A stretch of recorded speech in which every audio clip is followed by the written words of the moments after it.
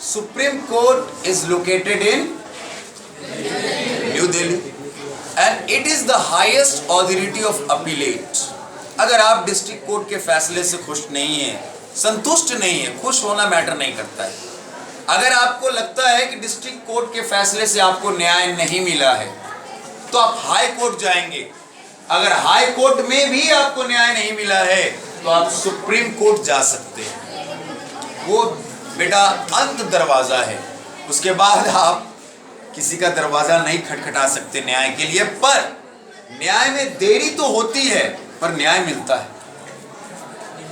ये बिल्कुल सही है कि पैसे के दम पर कुछ लोग न्याय को डिले कर देते हैं। डिले कर सकते हैं पर डिमिनिश नहीं।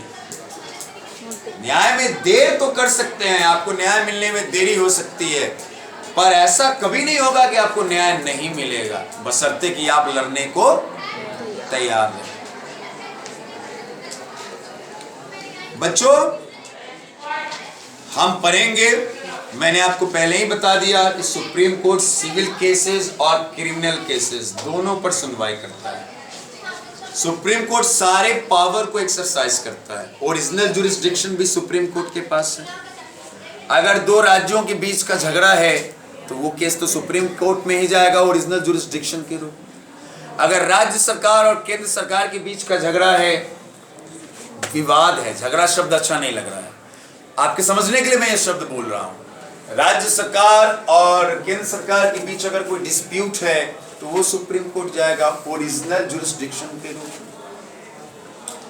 आप पीआईएल भी डायरेक्ट सुप्रीम कोर्ट में दाखिल कर सकते हैं वैसे इश्यूज पर जो पूरे समाज के भलाई का इश्यूज हो, डॉरी सिस्टम के खिलाफ, या मैंने उस दिन बताया आपको कि अश्लील भोजपुरी गानों के खिलाफ, या जो ओटीटी पर जो आजकल कंटेंट परोसे जा रहे हैं, इतने अश्लील और इतने भद्दे लैंग्वेज का यूज हो रहा है। मिर्जापुर आप देख लीजिए और आप अंदाजा कर लीजिएगा कितना अश्लील है वो। तो इनके खिलाफ आप पीआईएल दाखिल कर सकते हैं, ठीक है। तो ये भी ओरिजिनल जुरिस्डिक्शन के रूप में। एपिलेट जुरिस्डिक्शन तो सुप्रीम कोर्ट के पास है ही।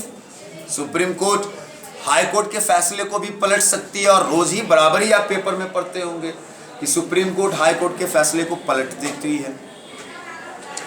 बच्चों, तो सबसे पहले और सबसे मुख्य काम जो है सुप्रीम कोर्ट का, वो है इंटरप्रेटिंग द कॉन्स्टिट्यूशन।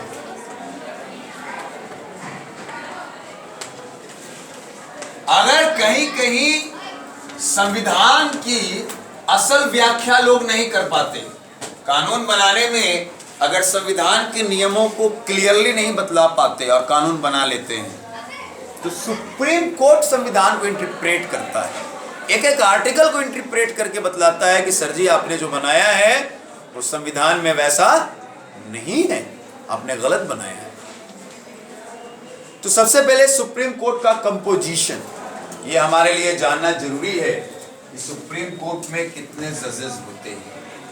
एक बात तो बच्चों मैं आपको बता दूं, आपने देखा भी होगा ज्वाली LLB 2, देखा होगा, नहीं देखा तो निश्चित देखिए, बड़ा फ्रेश फिल्म है। मैं आपको सजेस्ट करता हूं उस फिल्म को देखने के लिए, मनोरंजक भी है और ज्ञान भी आपको मिलेगा, है ना।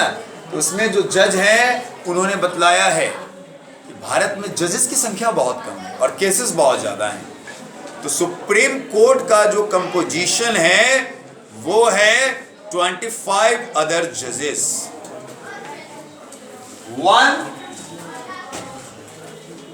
Chief justice